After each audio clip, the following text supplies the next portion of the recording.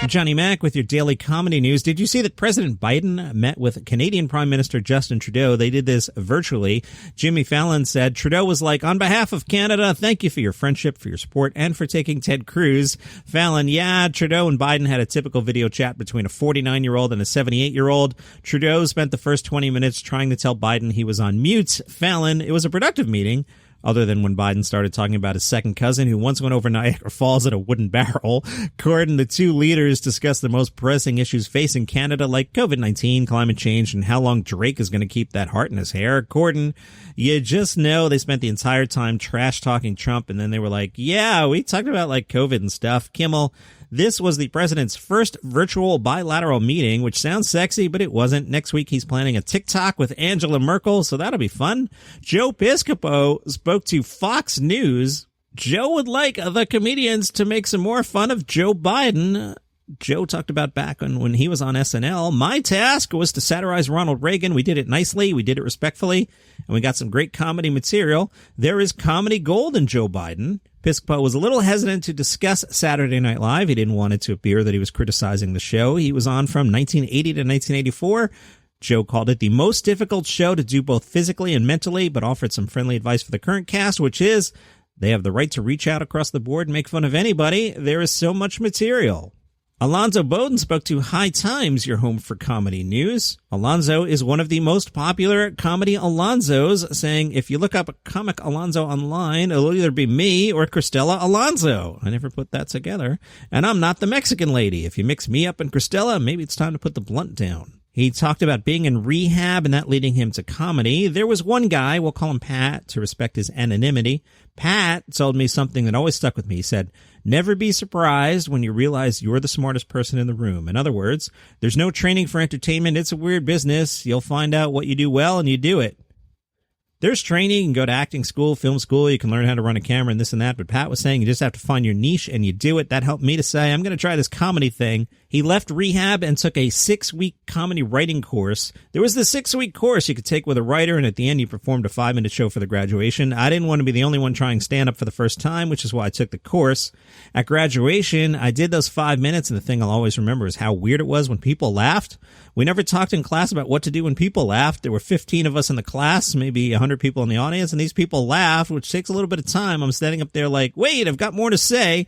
When I came off the stage, there was no doubt in my mind that stand-up was what I was going to pursue. I said, I'm not working on airplanes again. And that's how I started, and I've never looked back. I read somewhere years later that Jay Leno said, if you want to be a comic, quit your day job. That way you're committed to comedy. I guess that's what I did. Of course, when Jay did it, it was a bit different, but the same principle still applied.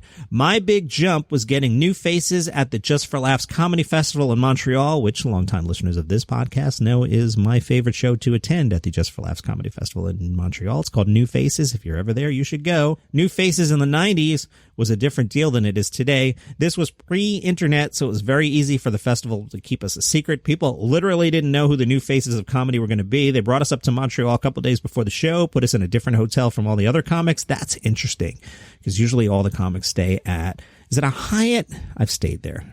There's one anyway. When they brought us to do the New Faces show, all of the industry was there like an NFL draft. This was the combine. They wanted to see our 5 or 7 minutes. The coolest people were the comics that had been through it and showed me the ropes. Guys like Chris Titus, Joe Rogan, Kevin James.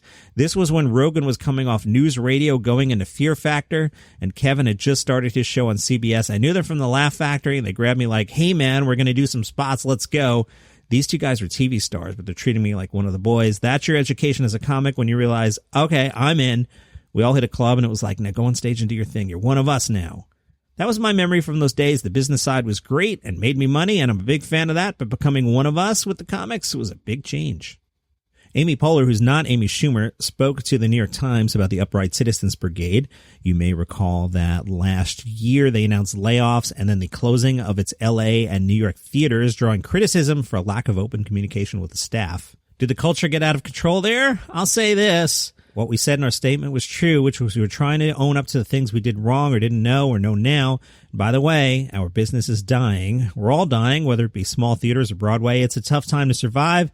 That said, this year's been an opportunity to hear from people who felt that they needed more or less of things to change things. We're making sure we listen to the right people so we can do that. We've been working with members of a group called Project Rethink, which is made up of performers from UCB as well as other groups, to basically be like, if and when we reopen, what's it going to look like? Is there a path to reopening? I don't know. It's been brutal for us. We're basically using the fire of COVID to start some new version. We're changing our school and our theater to not-for-profit.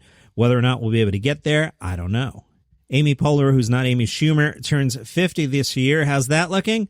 Not going to lie, 50 feels older than 40, but I like being the age I am. I guess this is every moment of life. You start the story and you go, I don't like this. I don't get this. Who are these characters? What's the story about? And then in the middle, you're like, this is so good. I don't want it to end. Then it ends and you think the next story is not going to be as good. That's what growing up is. It's the reluctance to start a new story.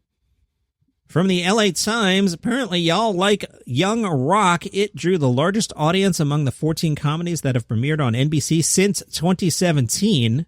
Also finishing second its time slot was the premiere of Kenan, starring Kenan Thompson. I haven't checked those out yet. Maybe if I'm in a sitcom mood tonight. I also got to watch the Brian Regan thing. I've been into Mr. Mayor. Mr. Mayor's okay. I'm not saying Mr. Mayor reinvents comedy. It's an NBC sitcom starring Ted Danson, so it's exactly what you would think it would be, but it's pretty good. I'm enjoying it. From Televisual.com, BBC Comedy and BBC Three have commissioned a raft of new shows featuring upcoming writers and talent. These new commissions include PRU, parentheses, 4 times 30, unparentheses, so PRU 4 times 30, a comedy about a group of teens navigating the pitfalls of adolescence in a pupil referral unit, a school for excluded kids. It's been picked up for a series on the strength of the pilot, which will be available on BBC iPlayer as part of the Festival of Funny on March 2nd.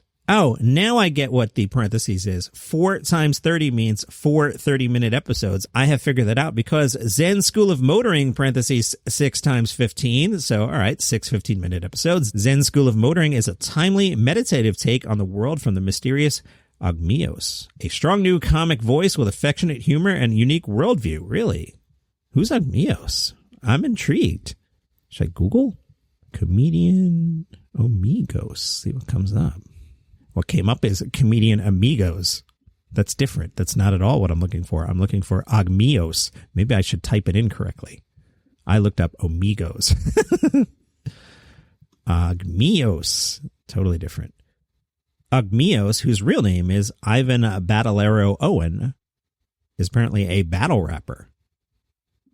Agmios has a Twitter. 4,158 Twitter followers. Location, The Woods. All right, I will check him out.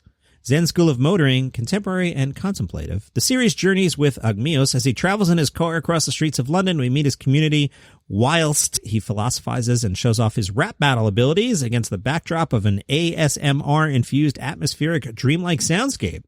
How about Laugh Lessons, a collaboration with the BBC Comedy Association? Shane Allen, our favorite BBC comedy suit, says this eclectic mix of box fresh talents. Is that a phrase you guys use? Box fresh? I like that. It's like my iced coffee is box fresh. This eclectic mix of box fresh talents signal BBC Three's preeminent place in supporting and championing new wave British comedy talent. PRU's colorful world of characters, colorful with a U in the middle of it, by the way. PRU's colorful world of characters brings heart and humor with a U in the middle of it to marginalized lives with an S. Do we even speak the same language? We definitely don't spell things the same. PRU's colorful world of characters brings heart and humor to marginalized lives. Zen School of Motoring oozes with originality in form and voice, and the plethora of talent behind the Laugh Lessons is delivering contemporary comedy talent from across the UK. That's your comedy news for today. Follow the show on Spotify or Apple Podcasts, wherever you get your show. If you like what I do here, buy me a coffee at buymeacoffee.com/Daily Comedy News. Catch you tomorrow.